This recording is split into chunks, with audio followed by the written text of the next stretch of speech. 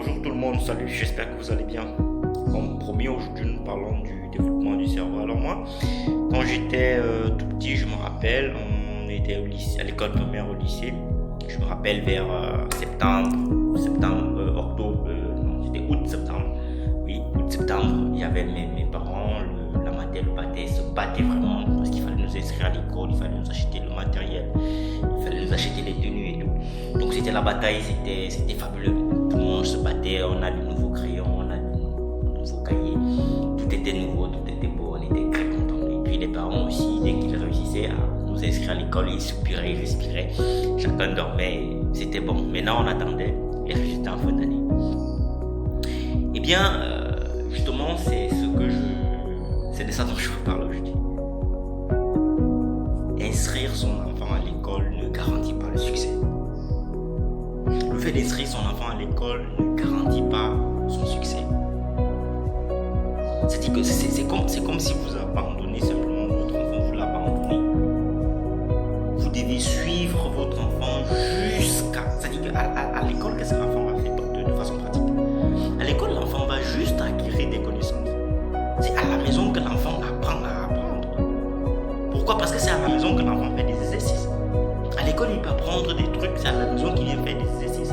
Mais si à la maison, vous ne créez pas des cadres qui permettent donc à votre enfant d'apprendre, de faire ces exercices à la maison, comment voulez-vous que cet enfant ait de bons résultats? Et je suis sûr que tous les parents rêvent des enfants intelligents, rêvent des enfants là, ces enfants là qui viennent avec 18. Tu as vu ton voisin, il est venu avec 18 de moyenne, toi tu as amené combien?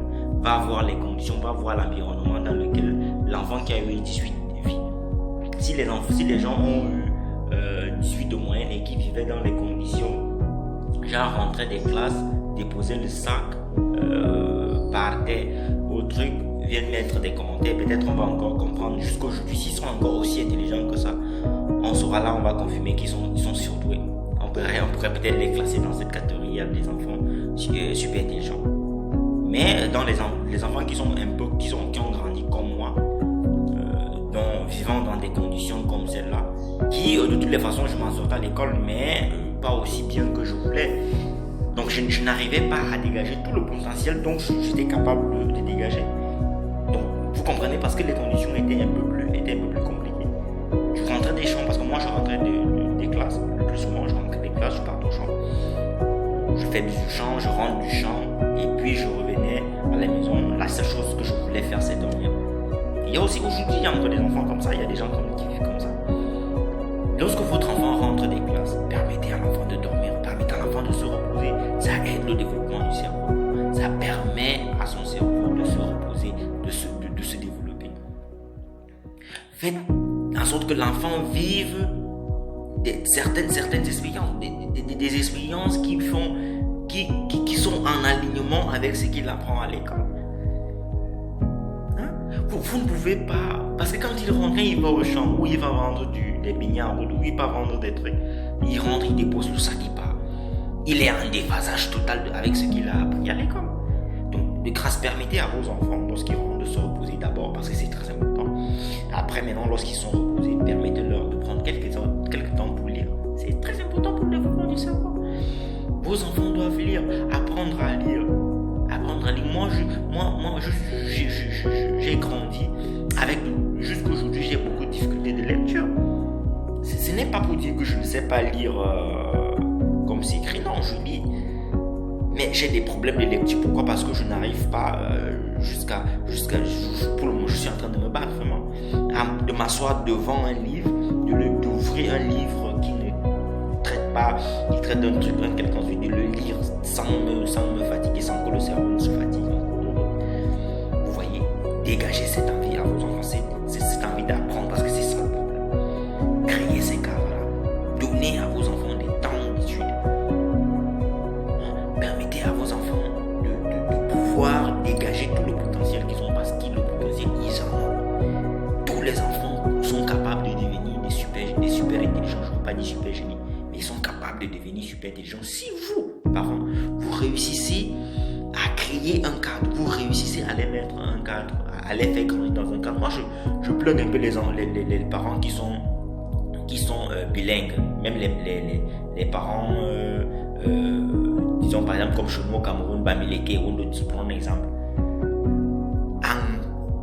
de façon théorique, votre enfant doit être capable de parler la langue de sa mère, parler la langue de son père, parler le français et parler l'anglais.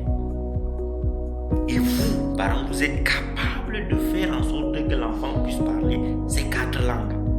C'est-à-dire que quand l'enfant arrive, quand l'enfant a ses 5-6 ans, l'enfant doit être capable de parler ces 4 langues. Moi, je regardais un documentaire l'autre jour d'une petite fille de 4 ans. Elle te parle couramment 8 langues. 8. Français, anglais, chinois, arabe, russe, espagnol, italien. Et il y a une autre langue là que j'oublie. Elle te parle ça couramment. Et pourquoi? Parce que ses parents ont su créer des gardes, ils ont su. Parce que l'enfant fait le cours de cuisine. L'enfant fait le cours de cuisine en français. Elle joue du piano en chinois. Quand elle va se balader avec sa mère, où elle va se balader, c'est une autre langue qu'elle apprend. Avec sa grand-mère, elle parle russe. Avec son père, elle parle tout. C'est comme ça que les parents ont su. L'enfant joue pratiquement avec les langues, vous voyez. L'enfant joue avec des langues. Et c'est fabuleux. Je vais vous mettre le lien dans la barre de description. Vous pouvez aller regarder la vidéo. C'est très intéressant.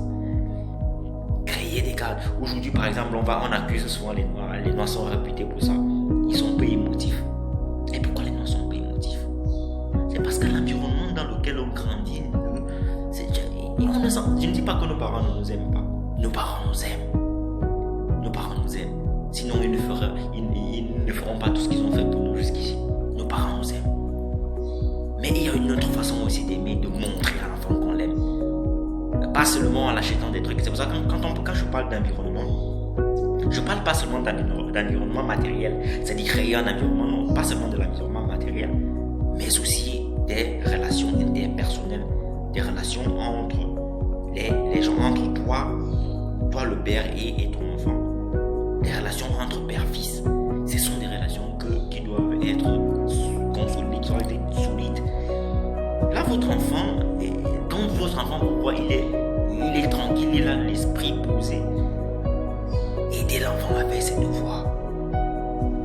C'est vous qui devez même demander à l'enfant quand ils vont d'aller se coucher, d'aller se reposer, parce que vous savez que ça fera du bien à son cerveau. Parce que vous savez que ça permettra le développement de son cerveau.